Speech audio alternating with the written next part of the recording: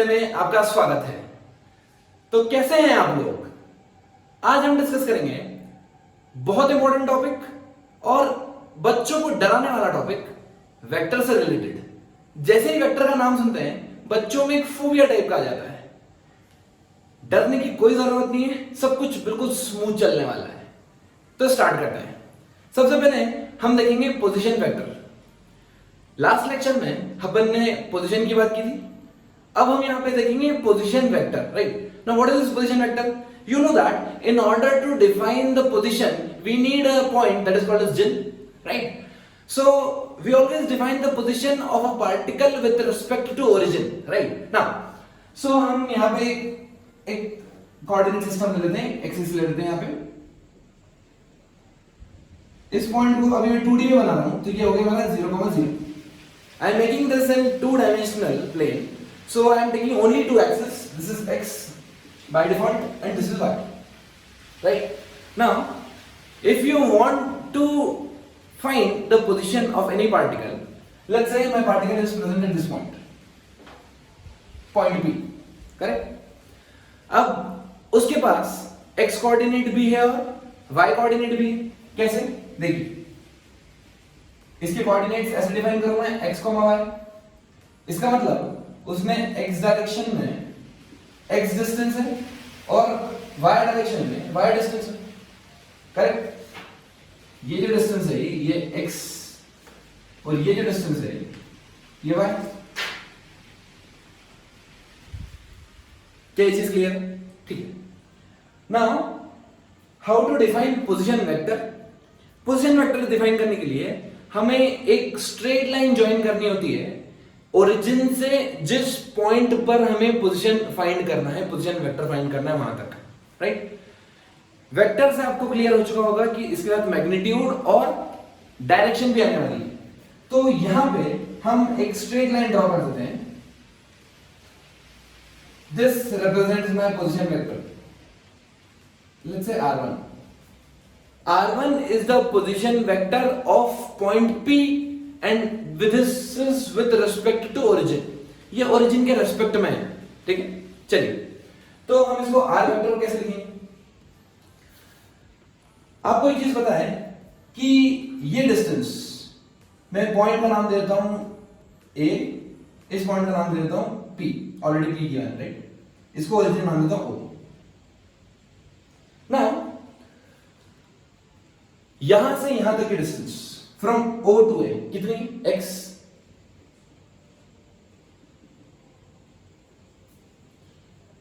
But if I want to find OA vector, क्या करूंगा मैं? आपने एक कॉन्सेप्ट पढ़ा होगा यूनिट वेक्टर का। What is unit vector? Basically the unit vector has magnitude 1 and it has only direction, right? Magnitude 1 and direction. So when you multiply any number with 1, क्या वो नंबर चेंज होगा? नहीं। लेकिन अगर मैं किसी नंबर को एक यूनिट वेक्टर से मल्टीप्लाई कर देता हूं, उसमें क्या चेंजेस आएंगे? मैग्नीट्यूड तो चेंज नहीं होगा लेकिन उसमें डायरेक्शन ऐड हो जाएगी। तो हम इस OA को क्या वेक्टर में कन्वर्ट कर सकते हैं? जी हाँ, बिल्कुल कर सकते हैं। कैसे? देखिए, एक्स एक्सिस ये। Now what is the unit vector along x-axis? The unit vector along x-axis is I cap. And what is the unit vector along y-axis? The unit vector along y-axis is j cap. Correct? इसका मतलब अगर OA distance को मेरे को OA vector में convert करना है तो यहां से देखिए, ये टुवर्ड्स राइट है, ओरिजिन से अगर राइट है तो क्या पॉजिटिव लेते हैं? पॉजिटिव लेते हैं। इसका मतलब ये आ जाएगा मेरा x I cap। ये मैंने स्केलर नंबर को वेक्टर में कन्वर्ट कर दिया, किसकी हेल्प से? यूनिट वेक्टर की हेल्प से। सिमिलरली यहां से यहां तक अगर मैं A से P तक वेक्टर बनाना चाहूं, if I want to draw a vector like this from A to P, A to P की डिस्टेंस कितनी है? y। अगर A P को मैं वेक्टर बनाना है तो क्या मैं इसको y j क्या लिखता हूं? Because the unit vector along y axis is j। Are you getting this? Now मुझे इंटरेस्ट है O से P जो लाइन ज्वाइन कर रही है उसको वेक्टर फॉर्मेट में लिखने के लिए। बट हमने एक चीज पढ़ रखी है वेक्टर्स में, triangle law of vector addition. What this says? अगर दो साइड्स ट्राइंगल की सेम सेंस में जुड़ी हुई हो तो जो रिजल्टेंट आता है उन दोनों का वो x प्लस वाई होता है, और I can say vector 1 plus vector 2 will be equal to vector 3। अगर ये इस डायरेक्शन में है, ये इस डायरेक्शन में है, राइट, इसको ऐसा बोल सकते हैं the head of the first vector is connected with the tail of the second vector, right. So the third side of the triangle which is joining the tail of the first vector to the head of the second vector, ये जो होगा मेरा resultant हो जाएगा। क्या चीज समझ में आती? इसका मतलब अगर मैं इसको वेक्टर फॉर्मेट में लिखने की कोशिश करूं, so my OP vector is equal to OA vector plus OAP vector, this plus this equal to this. अच्छा, सो OA वेक्टर को मैंने R1 से रिप्रेजेंट कर रखा है, R1, और ये कितना है x i cap plus y j cap. तो यहां से मैं किसी भी पॉइंट को वेक्टर फॉर्मेट में कन्वर्ट कर सकता हूं। कैसे कन्वर्ट कर सकता हूं? कुछ नहीं करना है मेरे को, उसके कोऑर्डिनेट्स के साथ i कैप, x वाले के साथ i कैप, y वाले के साथ j कैप और z वाले के साथ k कैप का मल्टीप्लाई करके ऐड कर दीजिए, राइट। और आपको लॉजिक पता है हम क्यों कर रहे हैं ऐसा? क्या चीज क्लियर है? इसका मतलब अगर मैं कोई पॉइंट Q लेता हूं, एक पॉइंट लेता हूं Q, और उसके कोऑर्डिनेट अगर मैं लेता हूं x2 y2, तो क्या मैं उसके पोजीशन कोऑर्डिनेट बता सकता हूं x2 i cap plus y2 j cap? क्या चीज क्लियर? पकड़िए। नाउ अगर मेरे पास ये वेक्टर है r, और अब मुझसे कोई पूछे कि भाई यहां से वहां तक की डिस्टेंस बता दो, यहां से वहां तक की डिस्टेंस बता दो, तो डिस्टेंस कैसे बताते हैं? इस पॉइंट से इस पॉइंट तक की डायरेक्ट डिस्टेंस निकालना, राइट। डिस्टेंस बोलेंगे डिस्प्लेसमेंट बोलेंगे, एक ही बात है। अच्छा, तो डिस्प्लेसमेंट निकालने का एक तरीका है, या तो आप पाइथागोरस थ्योरम लगा सकते हैं, √x² + y², या फिर आप चाहें तो डिस्टेंस फार्मूला लगा सकते हैं, क्योंकि 10th तक आपने डिस्टेंस फार्मूला बहुत अच्छे से पढ़ा होगा, राइट। सो डिस्टेंस फार्मूला कैसे लगाते हैं? x2 - x1 the whole square plus y2 - y1 the whole square का अंडर रूट। बात वही है, क्योंकि यहाँ पे ये दोनों कोऑर्डिनेट 0 है, तो आंसर क्या होगा मेरा? x² + y² का अंडर रूट। क्या चीज क्लियर है?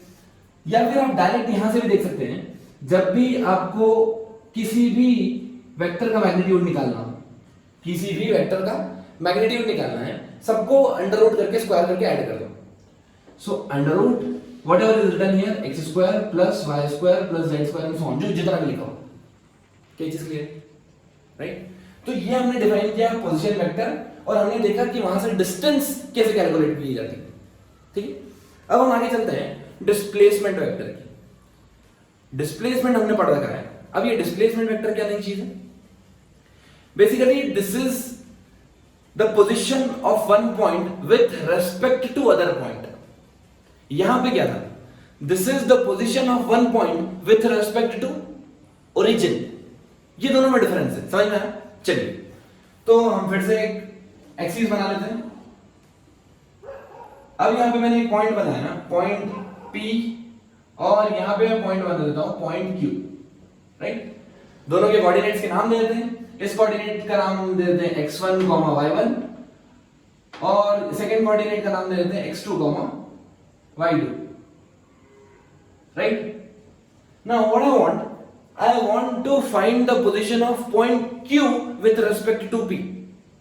तो मुझे क्या करना होगा? एक लाइन ज्वाइन करनी होगी, ऐसे मैं एक लाइन ज्वाइन करता हूं, इसको मैं R वेक्टर नाम देता हूं, और S वेक्टर कुछ बोल सकते हैं, डिस्प्लेसमेंट वेक्टर।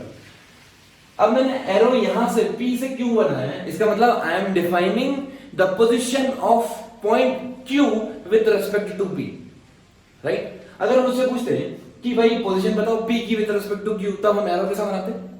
ऐसे। क्या चीज clear? Right now we are defining the position of particle Q with respect to P। अब यहां से यहां तक का मुझे वेक्टर फॉर्मेट में चाहिए, राइट। क्या करें? देखिए, पोजीशन वेक्टर निकालना हमारे लिए इजी है, अभी अपन ने सीखा पोजीशन वेक्टर निकालना। तो हम एक काम करते हैं, ओरिजिन के रिस्पेक्ट में P का पोजीशन वेक्टर निकाल दें, इसको मैं नाम देता हूं R1 वेक्टर। सिमिलरली क्यू का ओरिजिन के रेस्पेक्ट से हम वेक्टर निकालते हैं, पोजीशन वेक्टर, इसका नाम देता हूं मैं R2 वेक्टर, करेक्ट। अब मुझे बताइए आप, क्या आप R1 वेक्टर और R2 वेक्टर लिख सकते हैं? हाँ बिल्कुल लिख सकते हैं। R1 वेक्टर क्या हो जाएगा? R1 vector direct x1 i क्या प्लस y1 j क्या। सिमिलरली क्या आप R2 वेक्टर लिख सकते हैं? हाँ बिल्कुल लिख सकते हैं, x2 i क्या प्लस y2 j क्या। क्या चीज क्लियर? राइट। बट हमारी कहानी यहां खत्म नहीं हुई, हमें क्या निकालना है? डिस्प्लेसमेंट, हमें R वेक्टर निकालना है। R वेक्टर के लिए हमने पढ़ रखी है, फिर से अपन वापस चलते हैं किसके पास? Triangle law of vector addition के पास। अब ट्रायंगल लॉ बोलता है कि दो sides which are adjacent and which are in same order, अगर उन दोनों को अपन ऐड करते हैं, जो रिजल्टेंट होता है वो थर्ड साइड होता है ट्रायंगल का। तो यहां पर अगर हम देखें, अगर ये वाली साइड लें और ये वाली साइड लें, तो ये तो एडजेसेंट नहीं, एडजेसेंट तो है लेकिन ये सेम सेंस में नहीं है। क्या चीज क्लियर? मैंने जान करते आपको ये लिख के बताया कि ये दोनों नहीं ले सकते हम। अच्छा, क्या ये दोनों साइड ले सकते हैं? हाँ बिल्कुल ले सकते हैं। कैसे? ये देखिए, ये इधर जा रही है और ये इधर जा रही है, क्या ये दोनों सेम सेंस में एक से जुड़ी हुई, एक का टेल दूसरे के हेड से कनेक्ट हो रहा है, करेक्ट। सो क्या हम बाय ट्रायंगल लॉ लिख सकते हैं? By triangle law we can write R1 vector plus R vector equal to R2 vector, this plus this equal to this. मुझे निकालना क्या है? R। तो एक काम करता हूं, क्या मैं ऐसे लिख दूं? R vector equals to R2 vector minus R1 vector. यहां पे एक पॉइंट इंपॉर्टेंट है, if you want to find the position of Q with respect to P, so what you have to do? You have to write this vector minus this vector, that's it, simple। जहां आपको final जाना है और जो आपका initial point है, उन दोनों को वेक्टर सब्ट्रैक्शन कर दीजिए, आपका आंसर आ जाएगा, ठीक है। एक चीज और नोट कर सकते हैं आप यहां पे, क्या नोट कर सकते हैं? You know that the displacement is nothing, it is change in position, final position minus initial position, यही तो आ रहा है, final position minus initial position. But यहां पे टू डायमेंशन है, इसलिए हमें वेक्टर फॉर्मेट यूज करना पड़ेगा। We have to take proper care of sign as well as x axis, y axis, z axis, correct. अगर इसका मुझे मैग्नीट्यूड निकालना हो तो हम मैग्नीट्यूड कैसे निकालेंगे? Under root distance formula use करके x2 minus x1 the whole square plus y2 minus y1 the whole square, right. यहां से यहां तक का अगर मुझे डिस्टेंस चाहिए तो डिस्टेंस फॉर्मूला लगा सकते हैं अपन डायरेक्ट, ठीक है। या फिर आप वेक्टर को सॉल्व करोगे, x2 minus x1 i cap plus y2 minus y1 j cap, और फिर नॉर्मली जैसे अपन रिजल्टेंट निकालते हैं या मैग्नीट्यूड निकालते हैं वैसे। आई होप आपको ये दोनों कॉन्सेप्ट क्लियर होंगे, position vector and displacement vector.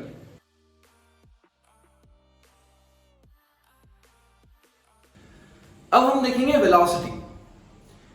ये वेलोसिटी क्या होता है? Basically it is displacement divided by time, right.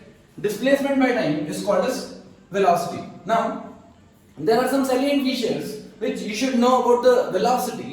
That first thing, it is a vector quantity. क्यों वेक्टर क्वांटिटी है?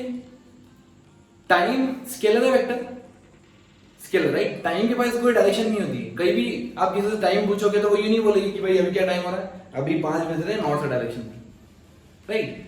5 बज रहे, बात खत्म। Now time scalar quantity, right. Displacement vector quantity है। डिस्प्लेसमेंट वेक्टर क्वांटिटी है, इसीलिए मेरी वेलोसिटी पे कैसी क्वांटिटी हो गई? Vector quantity. Second thing, it's SI unit. Distance is always calculated in meter. Time is always calculated in second. So it is meter per second. It is also written as meter second inverse. Right? इसके dimension की बात करेंगे तो ये जाएगा m0, ये metre है, metre की length, second t minus 1, m0 l t minus 1, right? Now you know that displacement can be 0, it can be positive, it can be negative. Therefore the velocity can be positive, can be negative, can be zero, because यहां पर direction का चक्कर है। जहां भी direction का चक्कर पड़ जाता है तो हमें राइट में जा रहा है, लेफ्ट में जा रहा है, ऊपर जा रहा है, नीचे जा रहा है, सब ध्यान रखना पड़ता है। ये चीज समझ में आ गई? तो वेलोसिटी जीरो भी हो सकती है, हो सकता है पार्टिकल घूम फिर के आए और अपनी इनिशियल पोजीशन पे खड़ा हो जाए। अगर घूम फिर के आके इनिशियल पोजीशन पे खड़ा हो गया तो उसका डिस्प्लेसमेंट कितना? जीरो। तो वेलोसिटी कितनी? जीरो। भले वो कितना ही ट्रेवल किया लेकिन वापस कहां आ गया? घर पे, तो उसकी वेलोसिटी जीरो हो गई। क्या चीज क्लियर? अच्छा, अब यहां पे वेलोसिटी दो तरह की होती है, एक होती है यूनिफॉर्म वेलोसिटी, एक होती है variable velocity. What is this uniform velocity?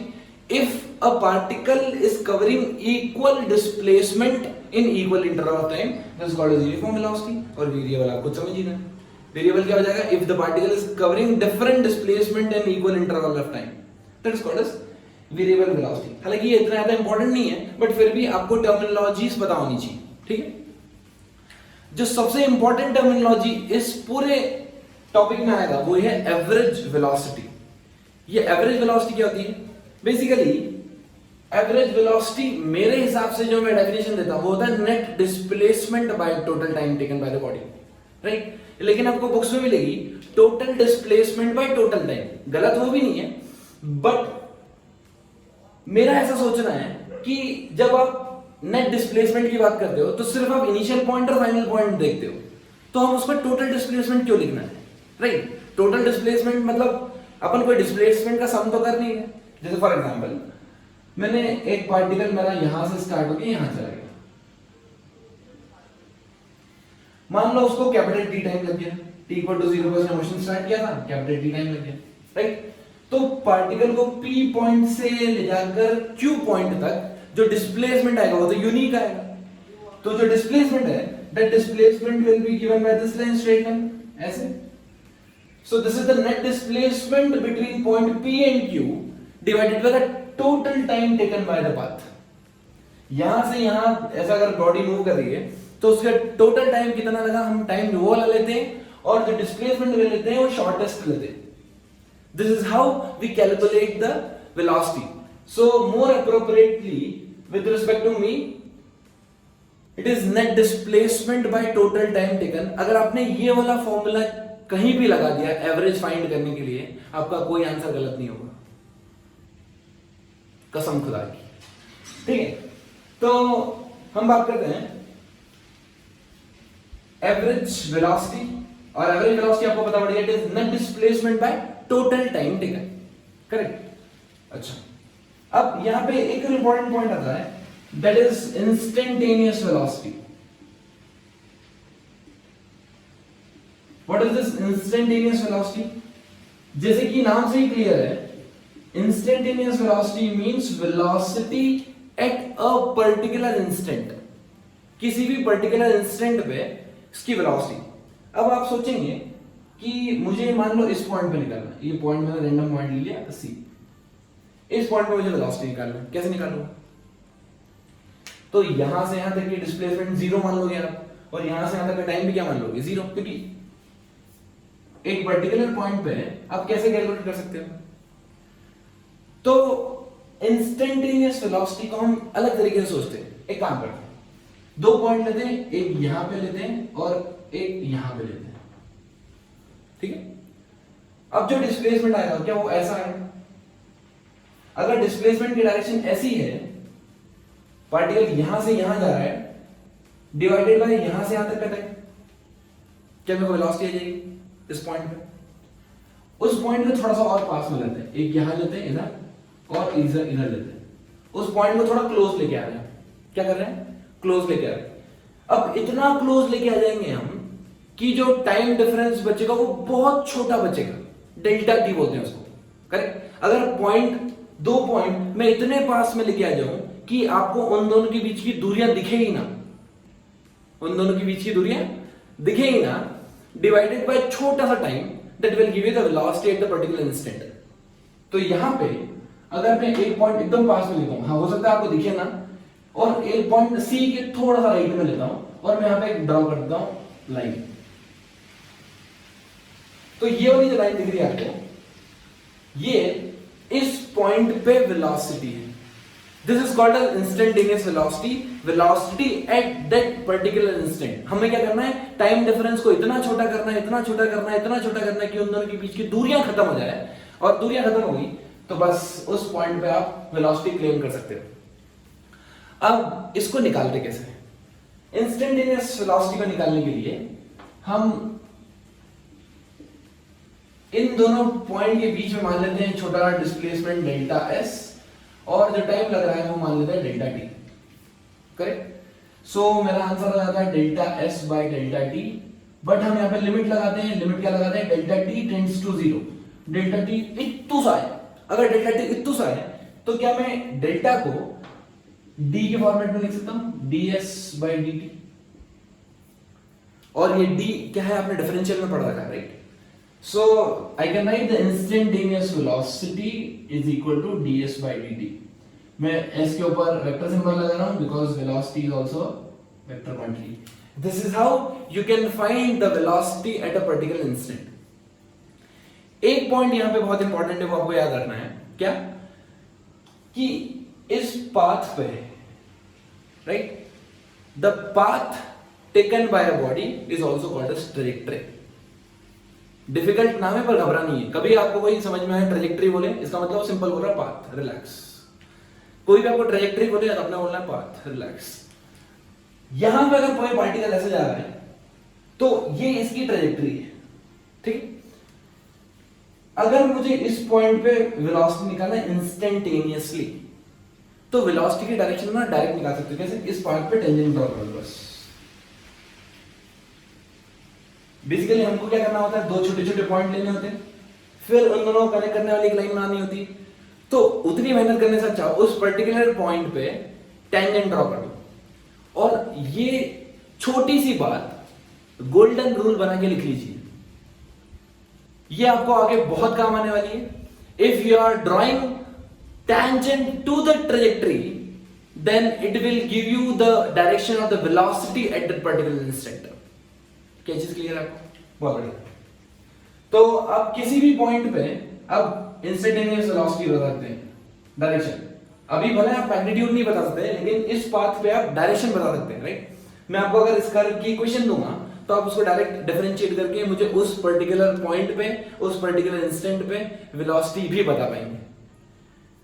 क्या ये चीज सभी को क्लियर है?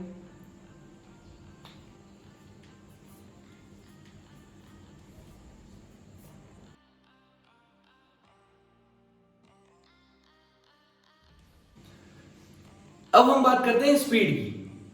सो व्हाट इज स्पीड? ये फॉर्मूला आपने काफी बिगिनर क्लासेस से सुना हुआ है, right. Speed is equal to distance by time. और स्पीड वर्ड हम अपने डेली लाइफ में काफी बार यूज करते हैं कि ज्यादा स्पीड में गाड़ी में चलाया कर, या आप हाईवे पे देखें तो वहां पे साइन बोर्ड लगे होते हैं, स्पीड थ्रिल्स बट किल्स।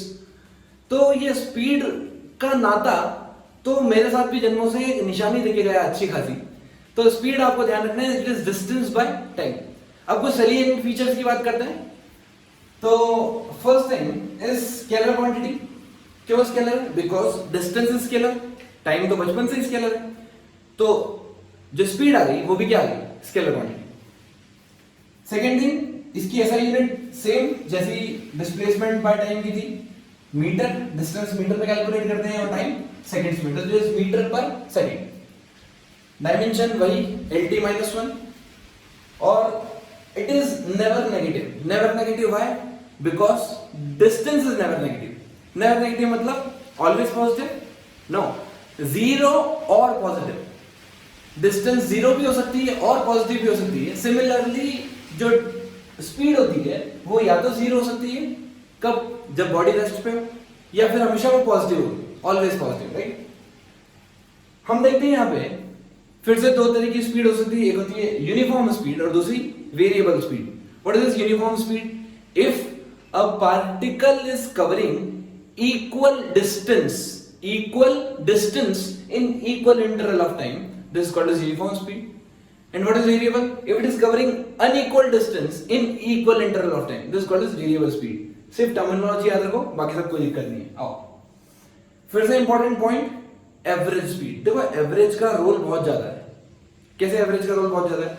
जैसे मान लो आप यहां से 120 किलोमीटर दूर कहीं डिस्टेंस पे आप चले गए, कहीं भी मान लीजिए, ठीक है, हिल स्टेशन मान लीजिए, बीच मान लीजिए, और उसको पहुंचने में आपको 2 घंटे लग गए, ठीक है। अगर कोई आपकी स्पीड कैलकुलेट करेगा या आप अपनी खुद स्पीड बताओगे कि मैं कितनी स्पीड से आया, भाई मैं 60 की स्पीड से आया, राइट। 2 घंटे में अगर 120 किलोमीटर ट्रेवल कर रहे हो तो it is 60 kilometre per our, correct. अब एक बात सोच के बताइए, क्या through out the motion, through out the journey आप क्या 60 की स्पीड से ट्रेवल कर रहे हो? बिल्कुल भी नहीं। अरे टोल नाका आया होगा, वहां पे आप 0 की स्पीड, या आप कुछ खाने पीने रुक गए होंगे तो वहां पे आप रेस्ट ले लिया, या फिर आपको खाली खाली रोड मिल गई होगी तो आपने एक्सीलरेटर प्रेस करके 120 में निकल गए होंगे। तो बेसिकली एवरेज निकालने का फंडा सिंपल सा है और बहुत इंपॉर्टेंट है। काफी प्रॉब्लम्स एवरेज के ऊपर पूछे जाते हैं, ठीक है। सो what is average speed? Average speed is nothing, it is total distance covered by the body divided by total time taken during the journey. Total distance divided by time taken. क्या चीज clear? ये golden rule याद रख लो, किसी भी problem में अगर आप ये लगाइए तो आपका आंसर 100% आएगा, राइट। आपको बहुत सारे फॉर्मूलेज याद करने की कोई जरूरत नहीं है, लेकिन ये बेसिक फॉर्मूला याद होना चाहिए। चलिए एक केस देखते हैं कि यहां से मान लो t इक्वल टू 0 पे मैंने मोशन स्टार्ट किया, p पॉइंट से घूम के कहां पहुंच गया, t equal to capital T पे। अगर मुझे स्पीड निकालना है तो बेसिकली मुझे ये पूरी पाथ लेंथ पता होनी चाहिए। अगर मुझे ये पूरी पाथ लेंथ पता है, this path length divided by time will give me speed, right. एक कॉन्सेप्ट होता है इंस्टेंटेनियस स्पीड का। What is instantaneous speed? फिर से वही बात, इंस्टेंट याद है, एट अ पर्टिकुलर पॉइंट। जब हम किसी एक पॉइंट की बात करेंगे तब इंस्टेंटेनियस हो जाएगा। तो यहां पे इंस्टेंटेनियस का कोई फॉर्मूला नहीं है डायरेक्ट। क्या करेंगे हम डिफरेंशिएट करके किसी भी पॉइंट पे वेलोसिटी निकाल सकते हैं। वेलोसिटी निकालना आती है आप सबको? अपन न्यूमेरिकल्स करेंगे, सब कुछ क्लियर हो जाएगा आपको। तो किसी भी पॉइंट पे आप वेलोसिटी निकाल सकते हैं। बेसिकली उस पॉइंट पे वेलोसिटी का अगर मैंने मैग्नीट्यूड ले लिया तो वेलोसिटी का मैग्नीट्यूड क्या होता है? स्पीड। क्या चीज clear? At a particular instant अगर मैं इस वेलोसिटी में से डायरेक्शन रिमूव कर दूं, सिर्फ मैग्नीट्यूड बचेगा, तो वो क्या होगी मेरी उस पर्टिकुलर इंस्टेंट पे? Speed. So this instant speed is given by the magnitude of instantaneous velocity. This is equal to the magnitude of the instantaneous velocity. उस पर्टिकुलर पॉइंट पे आप डिफरेंशिएट करके या कैसे भी वेलोसिटी निकाल लीजिए। अगर आपने वेलोसिटी निकाल लिया तो उसको मैग्नीट्यूड ले लीजिए उसका, that will be the instantaneous speed at that particular point.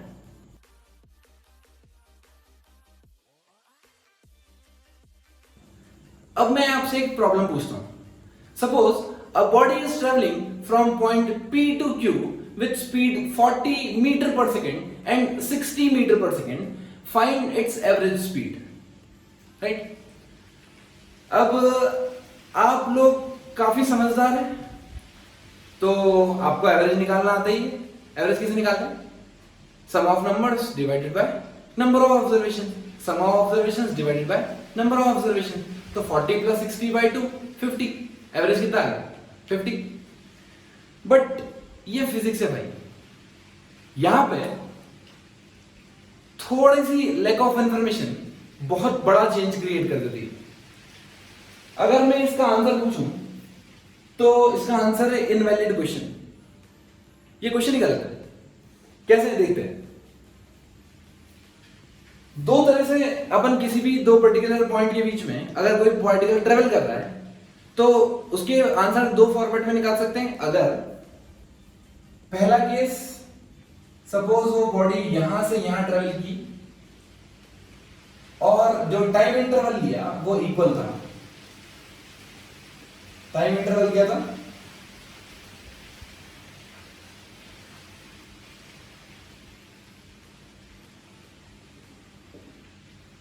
From point P to Q।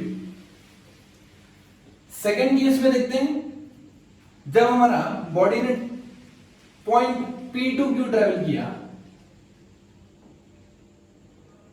और डिस्टेंस कवर्ड सेम था,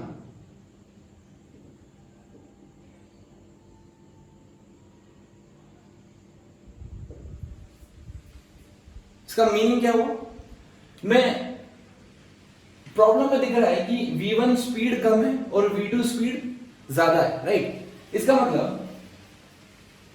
यहां वाले केस में मैंने टाइम इंटरवल इक्वल लिया है।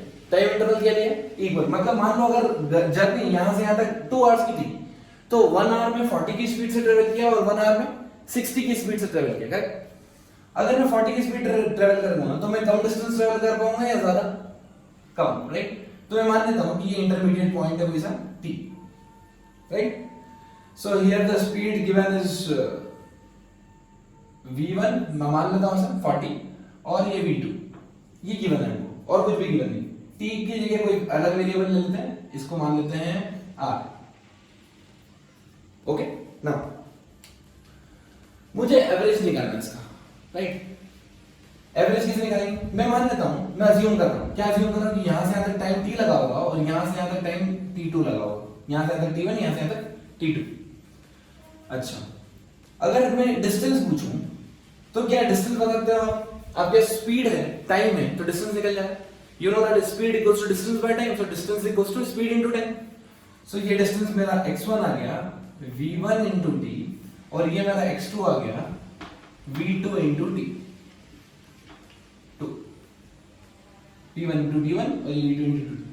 ये जितने भी मैंने रेड में लिखे हैं ये वेरिएबल्स मैंने अज्यूम किए, गिवन नहीं है क्वेश्चन में। क्वेश्चन में सिर्फ दो चीज गिवन है, v1 v2, that's it, right. चलिए अब हम बेसिक डेफिनेशन पे चलते हैं। हमारी बेसिक डेफिनेशन क्या है, if you want to find the average speed you have to write total distance divided by total time. तो हम डेफिनेशन पे आ जाते हैं वापस। डेफिनेशन इज हम equal to average speed is equal to total distance by total time. Total distance divided by total time, this will give me average speed, right. अच्छा, total distance, क्या ये डिस्टेंस मैंने x1 मानी, ये distance x2 मानी, तो मेरी total distance कितनी होगी, x1 प्लस x2। क्या मैं इसको डायरेक्ट ऐसे लिख दूं, v1 t1 plus v2 t2, correct, divided by total time कितना है, टोटल टाइम मेरा है t1 plus t2, this will give me average speed, right. अब ध्यान से देखिए, मैंने एक चीज यहां पे अज्यूम की है that the distance covered by me is in equal time intervals। मतलब मैं यहां से यहां तक टाइम जो मैंने t1 माना है वो भी मेरा t है और ये वाला भी टाइम मेरा t है। इक्वल डिस्टेंस में मैंने ट्रेवल किया। अगर मैंने इक्वल डिस्टेंस ट्रेवल किया है सो क्या है, t1 equal to t2 equal to t। So here I can write v1 plus v2 into t divided by 2t। So I got the answer v1 plus v2 by 2। This is the average speed। अब आप ये बोलेंगे कि इतनी मेहनत करने की क्या जरूरत है जब आपने डायरेक्ट कॉमन सेंस से आंसर बता दिया था 40 प्लस 60 बाई 250। तो जरूरत है, यहां देखते हैं। अब इस केस में क्या बोल रहा है वो, that you are covering equal distance with variable speeds. Difference समझ में आया? तो यहां पर हम एक सेंटर पॉइंट ले लेते हैं, ये वाला पॉइंट, इसको r बोल देते हैं, ठीक है। यहां से यहां तक स्पीड हमें गिवन है v1, यहां से यहां तक स्पीड गिवन है हमें v2, करेक्ट। अब हम अज्यूम करते हैं, क्या अज्यूम करते हैं, हम अज्यूम करते हैं कि यहां से यहां तक की डिस्टेंस d1 है और यहां से यहां तक की डिस्टेंस d2 है। Although it is given that the distance covered are by equal, right, but फिर यहां से यहां तक टाइम लगा t1, यहां से यहां तक टाइम लगा t2। Now we will use speed is equal to distance by time, so we can write v1 is equals to d1 by d1 and v2 equals to d2 by d2, right। Answer हमेशा basic definition से आता है। कोई भी formula याद नहीं रहेगा चलेगा, आपको बेसिक डेफिनेशन याद होनी चाहिए। Speed is equals to total distance, average speed is equals to total distance by total time. तो हम यही फॉर्मूला यूज करेंगे एवरेज निकालने के लिए। तो मैं यहां पे लिखूंगा v average is equal to total distance. क्या मैं total distance d1 plus d2 लिख दूं, d1 plus d2। Total time क्या लिख दूंगा मैं, t1 plus t2, correct. Now you know that t1 और t2 की वैल्यू मैं यहां सब्स्टिट्यूट कर रहा हूं। मैं क्या सब्स्टिट्यूट कर रहा हूं, d1 plus d2 divided by t1। In place of t1 I am writing d1 by v1 plus d2 by v2। क्या चीज क्लियर आपको? बहुत बढ़िया। Now we know that the distance covered by the body is equal, इसका मतलब d1 is equal to d2 equal to d assume, तो मैं यहाँ पे इसको पुट कर देता हूँ, v average is equal to d plus d, कितना हो गया 2d, यहाँ पे d कॉमन निकाल लेता हूँ मैं, तो ये क्या बचेगा 1 upon v1 plus 1 upon v2, right? This d get cancelled with d, so you'll get 2v1 v2 divided by v1 plus v2। Difference समझ में आया? सेम क्वेश्चन के लिए अगर हमने डिस्टेंस इक्वल टाइम इंटरवल में कवर किए, then we have to use v1 plus v2 by 2। अगर हमने सेम डिस्टेंस ट्रेवल किया है with variable speeds, then you have to use 2v1 v2 upon v1 plus v2। यहां पे मेरा answer आएगा 40 plus 60 by 2, that is 50 metre पर second, this is the average speed. But जब मैंने डिस्टेंस कवर्ड इक्वल है मेरा, तो मेरा आंसर आएगा 2 into 40 into 60 divided by 40 plus 60, so it is 48 metre पर सेकेंड। इसका मतलब 40 और 60 का एवरेज 48 भी हो सकता है अगर distance covered by the particle equal है with variable speed in different time intervals. Okay,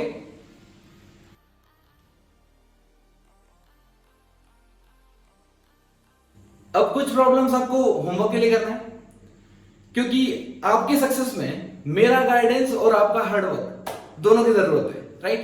चलिए, तो फर्स्ट प्रॉब्लम जो आपको सॉल्व करना है, a car travelled first third of a distance d at a speed of 10 kilometre per hour, second third at a distance of 20 at a speed of 20 kilometre per hour and the remaining distance with the speed of 60 kilometre per hour. You have to find the average speed. तीन part में motion divide किया, first third, second third और third third, ठीक है? चलिए, second question, a particle travels from p to q to r, p to q distance is 12 meter, time taken by the body is 1 second, q to r the distance is 5 meter and the time taken is 1 second. You have to find the distance, displacement, speed and velocity from p to r, initial to final point। आपको सब चीज निकालना है, small d distance, displacement, average speed और average velocity, right? चलिए, third problem, a car takes 20 seconds to move around a roundabout of radius 14 meter. You have to find the average speed and average velocity, right? इन सभी problems के solution आपको हमारे Instagram ID और Telegram channel पे मिल जाएगा। और अब आपको आंसर अगर आ गया है तो आप अभी कमेंट सेक्शन में ड्रॉप कर दीजिए।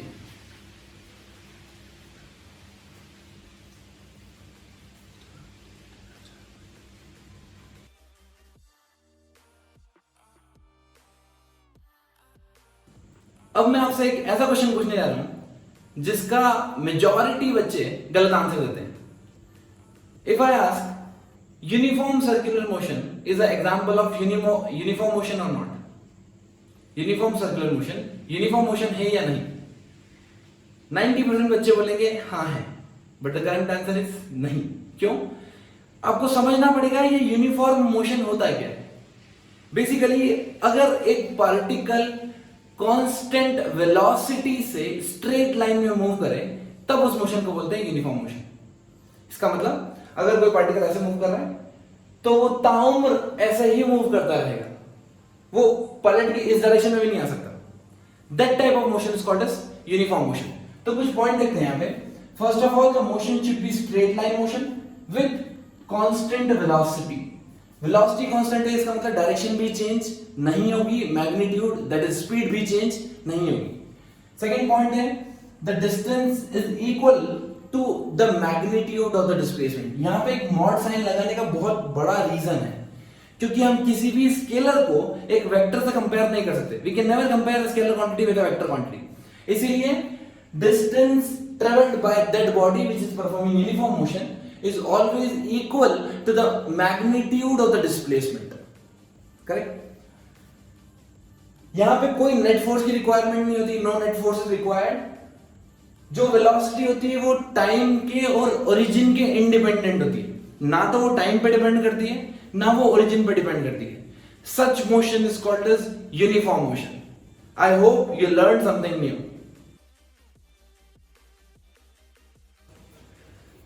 मंजिल मिले ना मिले ये मुकद्दर की बात है. मंजिल मिले ना मिले ये मुकद्दर की बात है, मगर हम कोशिश ही ना करें ये तो गलत बात है.